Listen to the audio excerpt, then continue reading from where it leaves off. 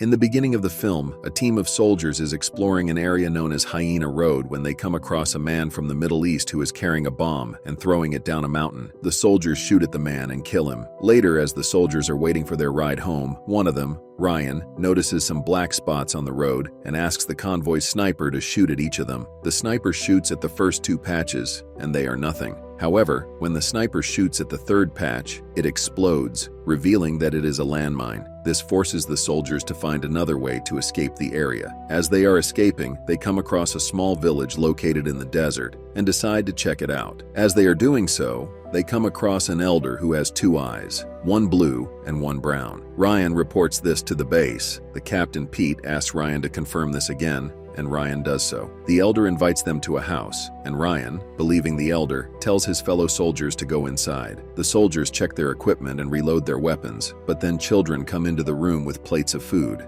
As the soldiers and the elder sit there waiting for the enemy, an explosion happens by the side of the elder, cutting off the enemy's path. The elder goes out, and the soldiers, thinking it's their last stand, say their goodbyes to each other. The scene then cuts to the soldiers leaving the scene, still perplexed as to how the elder manages to remain composed in the midst of chaos. The general is talking to BDK, Bashir Daoud Khan, about creating a road to the heart of the Taliban forces. BDK is a powerful figure with his own militia. The general hopes BDK will back the creation of the road. At first, BDK refused to support them, but later changed his mind and agreed to back them. After the meeting, Pete and a woman were talking about BDK's shady appearance. Pete then informed her that he was going to Spare, and while he was there, he told a story about Alexander the Great trying to conquer Afghanistan. He said Alexander's mother wrote to Alexander's son about how he could not conquer Afghanistan, and Alexander gave her a bag of land from Spare. After the story, Pete arrived at Spare where he saw his secret lover Jen eating alone. Pete approached Ryan from a different table and introduced himself. He asked Ryan if he could talk to him outside for a while, and Ryan agreed. Pete then told Ryan that he had been listening during their encounter with the Taliban earlier. He encouraged Ryan to help him identify the crazy-eyed elder. Later that evening, Ryan and Jen had a conversation, and Jen suddenly informed Ryan that even though Ryan and Jen love each other, they had to stop what they were doing for now because it could hurt their military careers. Ryan accepted this. The following day, a journalist is briefing a soldier on what to do and not to do when accompanying a soldier in the village. The soldier tells the journalist not to stare at the women in the village. The next scene sees Pete and Ryan talking to an elder from the same village, along with a translator. They asked for the previous elder, but the man told them that he was the only elder there, that the person they were looking for was a ghost, and that he might be living in the city of Kandahar. In the next scene, we see Pete going to his informant, also known as the cleaner, Haji. Haji tells Pete that the ghost has indeed returned, and that his uncle has arranged for them to meet the next day. The next day, Pete, Ryan, and some other soldiers wait in the desert, and Pete asks the interpreter to turn up some music. They dance as if nothing is going on, and then the convoy starts to move toward the elder's house. Before they get there, Pete drops the cleaner off, and Ryan tells him that he is one of the most reliable people he knows. At the house, they meet the elder, and Pete gives him some money as a thank you for helping Ryan. But the elder doesn't accept it because he doesn't think it's wise to take money without knowing what it's for. He then shares the bad news that two unknown soldiers had been captured by the Taliban, which drove one of his soldiers to tears. Pete then told him about the legendary lion of the desert who had returned home. He gave the elder a phone number so he could get in touch with him if he had any news of the legendary lion.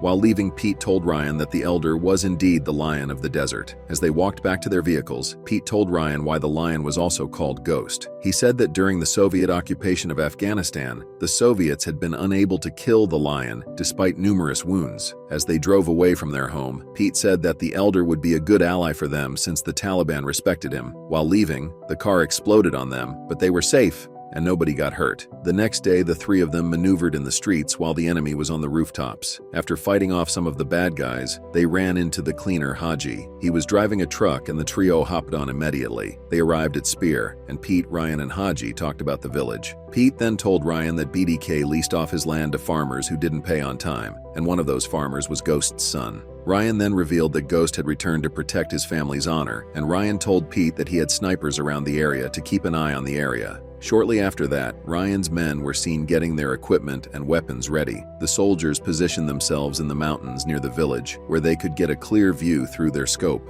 At first, nothing important happened, but Then BDK's convoy arrived at the village gate, and they immediately took Ghost's granddaughters. The sniper asks for immediate action against the hijackers, but Pete orders them not to fire if there aren't any weapons in the area. The sniper struggles with his conscience, but in the end, he doesn't fire. Ryan storms from the communication room, and Jen follows, telling him that they're following the chain of command and engagement rules. Jen wants to chat further, but Ryan cuts her off to argue with Pete, who has just left the facility. Pete explains that the kids may have been sold in exchange of the money BDK wanted. He also explains that they didn't take action because BDK was an asset to them. The cleaner meets with them and tells them that Ghost will take revenge based on an old tribal tradition. Pete then tells Ryan about Ghost's history with BDK, which dates back to when they were in the military against the Soviets. Pete thinks that BDK needs to be killed because he's evil, but he only wants to do it himself. This implies that his beef is more of a personal matter. He also tells Ryan that he's going to meet Ghost at a safe house. The next scene shows Ghost receiving a call that angers him greatly. Meanwhile, we see BDK receiving a similar call. The scene then cuts back to Ryan meeting Jen in her room, where Jen shows Ryan an ultrasound of their baby. Ryan tells her it's the most beautiful thing he's ever seen. Jen then asked him if he really wants a baby, and Ryan admits to her it is all he ever wanted. Jen then cries in happiness because she thought Ryan won't take responsibility for the situation. Meanwhile,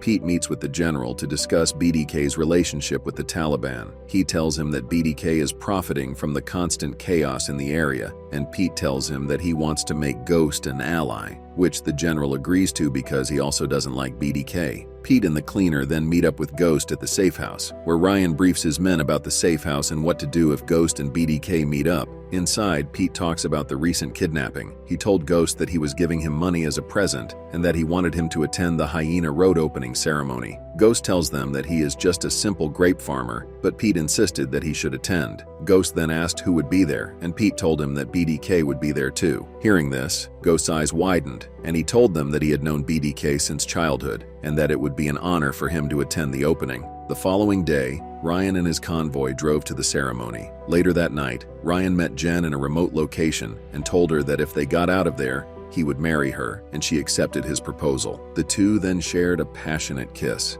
Jen then told Ryan that he should be careful about the upcoming mission, and Ryan promised her that he would be safe. Ryan and his men positioned themselves in the mountains near the safe house, and also at the ceremony. This is to see if BDK arrives at one of the places. After waiting for a while, they finally spotted BDK's convoy on the road, heading towards the safe house instead of the ceremony. Pete called a department and asked them to hack the calls in the area so that they could listen to the conversation. After failing several times, the department hacked BDK's cell phone successfully. When BDK arrived, Ghost went out to meet him, using a translator on their equipment while Pete and the others listened intently to the conversation. At first, Ghost accused BDK, who was a former student of his, of not treating him with respect. BDK responded that Ghost's son had not paid the rent on the land. After Ghost gave BDK the money for the land, BDK demanded for the hostages. Ghost then returns the grandson's head that he decapitated. BDK mourns heavily and prepares to shoot at him. Ryan also wants to shoot him too, but Pete begs him not to shoot. Ryan fires anyway